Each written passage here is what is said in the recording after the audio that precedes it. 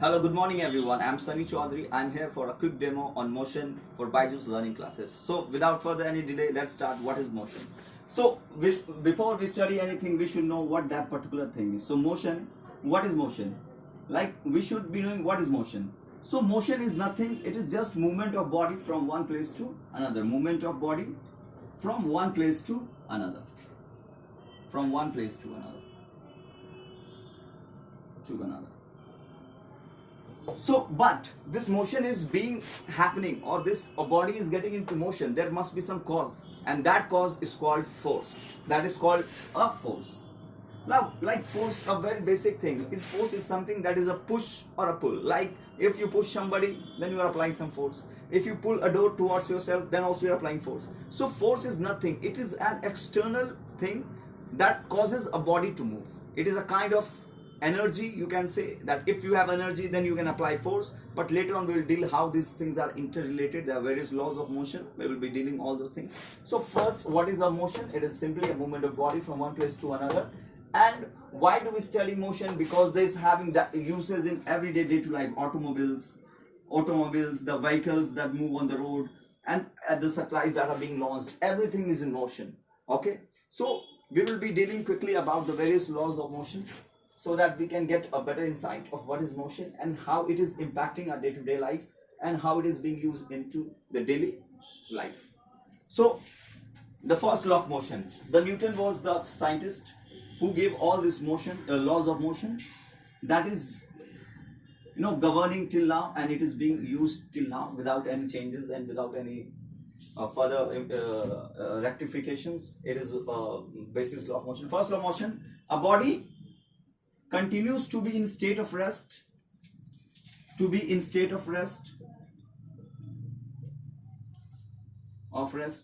or uniform motion, unless acted upon by some external force.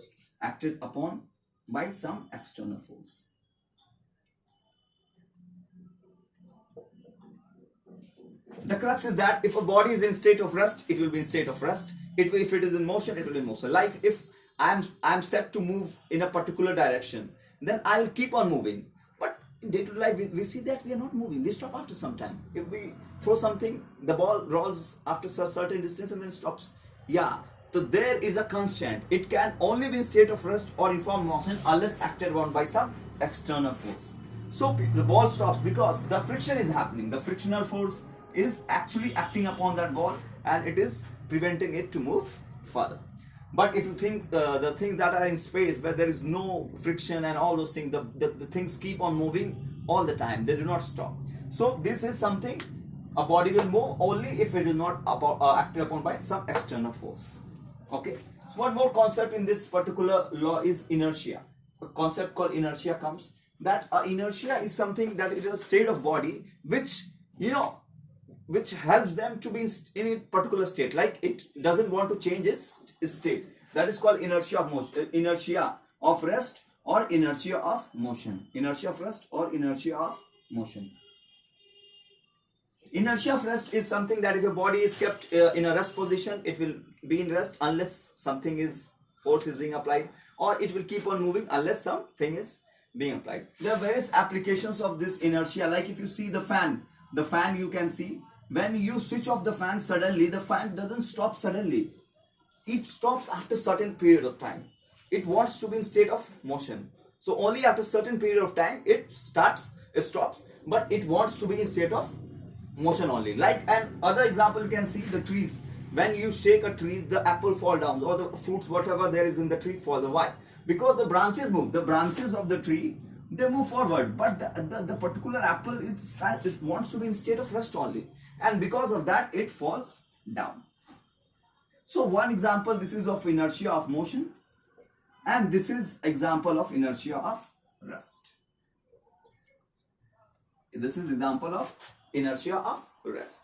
So this Newton's law is very practical, and it can be seen in our day-to-day life. We can correlate the things in a practical day-to-day life, that what is happening and why we are studying all these things. The first law of motion does not have many mathematical aspects. It has only the basic things, that a body will be in state of rest or in uniform motion unless acted upon by some external force.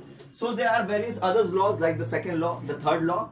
We will be seeing it. But for today's class, I think it is sufficient for the quick demo. And later on, we'll see for the other laws and other concepts. So thank you everyone.